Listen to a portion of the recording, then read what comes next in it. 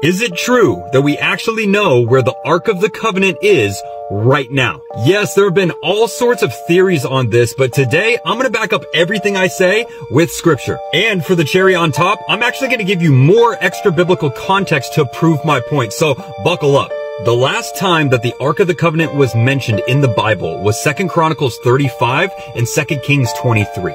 King Josiah instructed the Levites to place the Ark in the temple of God and to leave it there. We fast forward 25 years after this, and King Nebuchadnezzar captures Jerusalem. And y'all know Nebuchadnezzar, right? He's the one who brought Daniel, Shadrach, Meshach, and Abednego to Babylon after Jerusalem was captured. But when this was taking place, the Bible is clear about what was taken from the temple. But three things are not mentioned: the ark, the table of showbread, and the altar of incense, the three most important temple items. When Nebuchadnezzar's army surrounded Jerusalem, they built what were called siege works around the city walls, which took a little bit of time. Now, it's important to understand that history shows that it would usually take many months to capture a city, so this wasn't a quick process whatsoever. It was during this time that the prophet Jeremiah repeatedly told the king and the servants of God that King Neb was coming.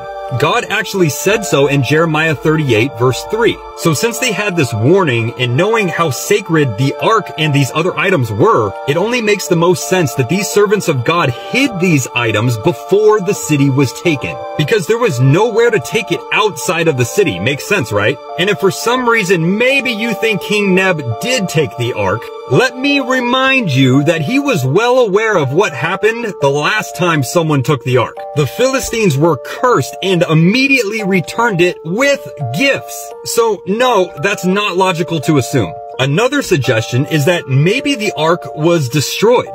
But that theory doesn't work either, because in Revelation 11:19, the ark will be seen in the heavenly temple after the end of the age and when Jesus returns. And also, how can someone destroy something that they can't touch? So, Mitch, what is the most likely scenario then? Well, the most plausible explanation is that the ark was hidden somewhere within the walls of Jerusalem. But just in case you need more context, let's check out the book of 2 Maccabees chapter 2.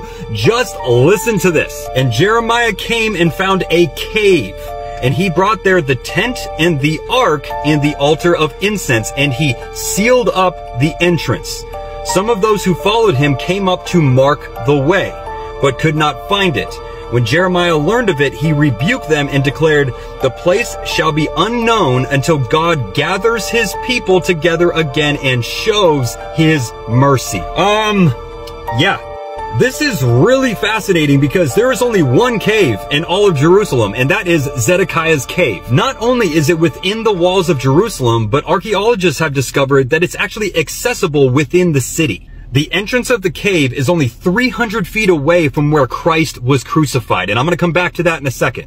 But in 1874, guess what was found at the northern part of this cave on the wall? A 10 by 14 inch carving of a cherub. But why is this significant? Because it was the same one that surrounded the walls of the Holy of Holies in the temple of God. Some of those who followed him came up to mark the way, remember? With this discovery, along with the clear indication from the book of Maccabees of where the ark was placed, and also that Zedekiah's cave was within the city walls, we can logically and clearly assume that the ark is hidden there. And don't you find it interesting that on top of all of this, we have the eyewitness testimony from archaeologist Ron Wyatt, who said to have found the Ark of the Covenant in this same cave in 1982. If you saw my last few videos in this series, then you already know all about that. The Ark is located about 20 feet below Christ's crucifixion site.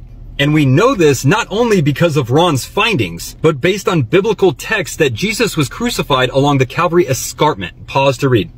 And here's the part that literally seals the deal. The biblical description of where Christ was crucified is very close to the entrance of Zedekiah's cave. Once Ron and his team were able to clear out the main chamber where the ark was, they were able to follow a passage that led back to the main cave. It came out only a few feet of where the carving of the cherub was found. The entrance was sealed up with rocks and clay, so no one knew it was there until it was discovered in 1982. Remember 2 Maccabees 2 verse 5, then he sealed up the entrance. And do I even need to mention the significance of Christ's blood falling onto the mercy seat of the Ark of the Covenant, thus fulfilling the law?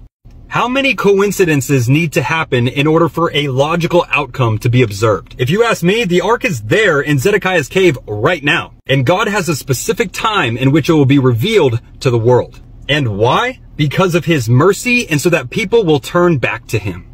If you want me to make a part 2 on this, go ahead and give me a follow and drop a comment below.